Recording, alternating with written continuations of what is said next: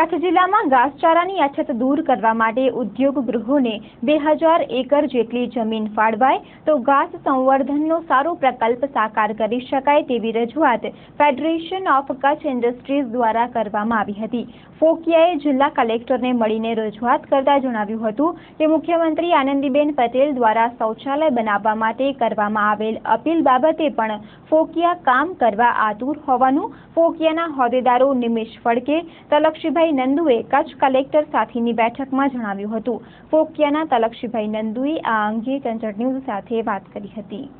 એક તો જે અમને આનંદીબેને જે બિઝનેસ એક્સિલન્સી એવોર્ડ વખતે જે અમારી પાસેથી એમણે પ્રોમિસ લીધું હતું કે કચ્છમાં આપ વધુમાં વધુ ઇન્ડસ્ટ્રીઓ શૌચાલય બનાવવાની જવાબદારી લે, જે અમે ત્યાં જ તે વખતે અમે એમને એ કહ્યું હતું કે અમે બનશે એટલા વધુમાં વધુ અમે બનાવી આપશું।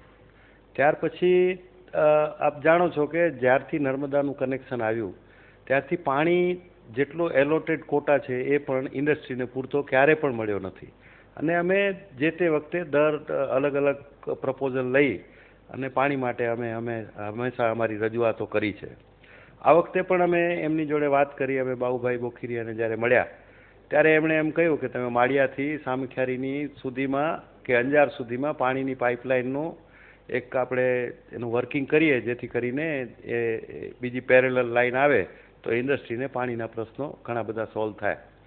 એ જ વાત અમે કલેક્ટર સાહેબ પાસે અમે રજૂઆત કરી તો કલેક્ટર સાહેબે બી એક બે એમના સારા સજેશન આપ્યા। જે ઘડુલી ને સાંતલપુર રસ્તેથી એક પાઇપલાઇન લઈ લઈએ તો એ પશ્ચિમ કચ્છ બાજુની ઇન્ડસ્ટ્રીઓ માટે એક અલગ ડેડિકેટેડ લાઇન થઈ જાય।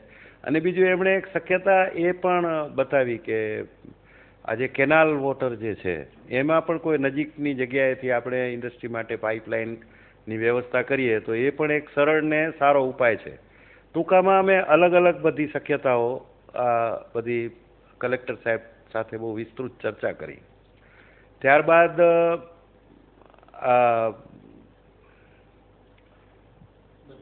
હા, ઘાસ માટે ખાસ એ પણ અમને ત્યાં ગાંધીનગરમાં ફોકિયાને બોલાવવામાં આવેલા ત્યારે માનનીય તારાચંદભાઈ, પછી પર્યાવરણ મંત્રી વસાવાજી, પછી અને અનેક બીજા મંત્રીઓની હાજરીમાં એમણે અમને એવું પ્રપોઝલ આપ્યું કે અમે ફોકિયાને એક 2000 એકર લેન્ડ અમે પ્રોવાઈડ કરીએ ને એમાં ઘાસ માટે તમે ઇન્ડસ્ટ્રીના લોકો આગળ આવો અને ઘાસ ઉગાવી અને કચ્છની દરેક પાંજરાપોળોને તમે વ્યાજબી ભાવે એનું વેચાણ ચાલુ કરો, જેથી જે ઘાસની સ્કેરસિટી જે દર વર્ષે રહે છે એ મોટે ભાગે એ દૂર થઈ શકે।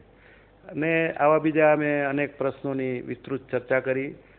કલેક્ટર સાહેબે અમને બહુ ઉષ્માભેર અમને સાંભળ્યા અને અમને એક કલેક્ટર પાસેથી એક ખૂબ જ સુખદ અનુભવ લઈને અમે ગયા।